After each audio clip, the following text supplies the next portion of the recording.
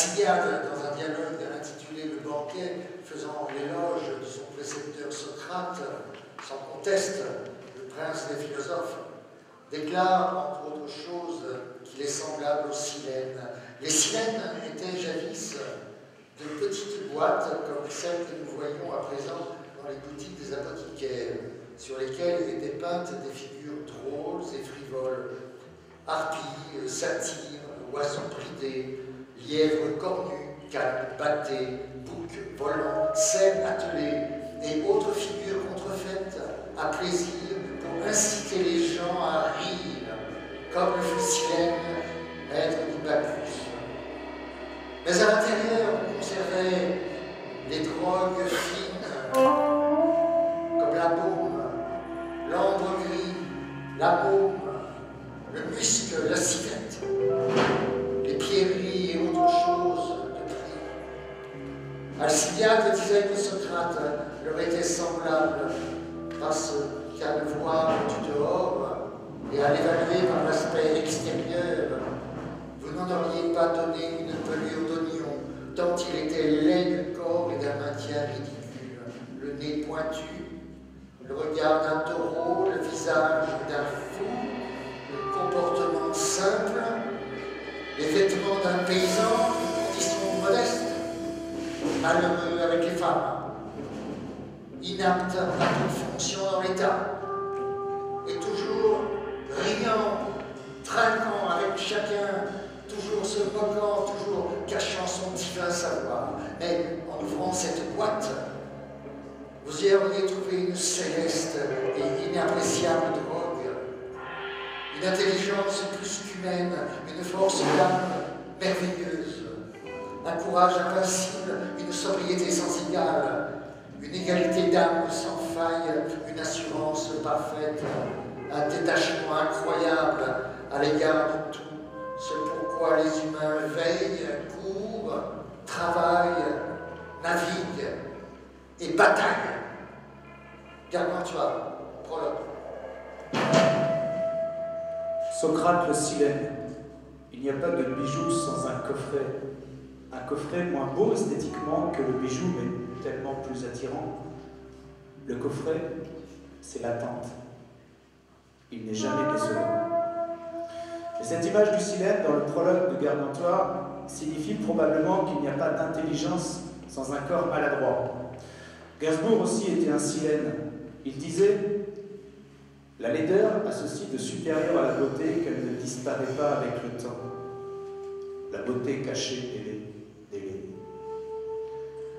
Bachung aussi était un Silène qui chantait les êtres hybrides, la distorsion entre l'apparence et l'essence, le flacon et l'ivresse, la boîte visible et son trésor caché, c'est-à-dire la générosité de l'imaginaire, le gigantisme de l'imaginaire.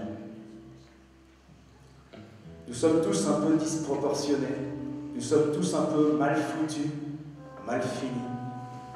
Nous sommes tous, pour citer Malax de Bachung, un peu de glaise avant la fournaise, une ébauche au pied de la falaise.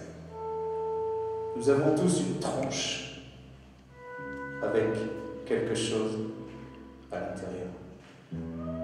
Et nous attendons qu'on vienne réveiller notre feu intérieur, qu'on vienne nous malaxer. Nous sommes des machines prêtes à tomber en panne, mais avec un vrai cœur, malax, le cœur de l'automate. Il n'y a donc pas de corps sans âme, il n'y a pas non plus de musique sans musicien. Je vous présente à la guitare Jérôme Bardon.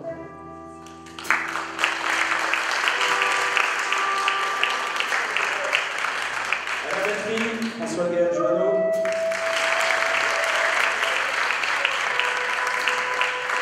À la basse, Chris Janté Dos Reis. Il n'y a pas de Rabelais sans lecture, il n'y a pas de lecture sans lecteur. À la lecture, Philippe Dujeunrand, guest-star. Il n'y a pas de musique sur scène sans technique. Merci à Kevin et à Francis pour le son et la lumière.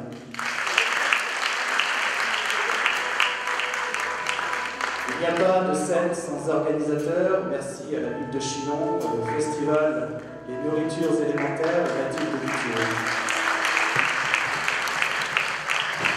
Et surtout, merci à vous, buveurs très illustres et vérolés très précieux.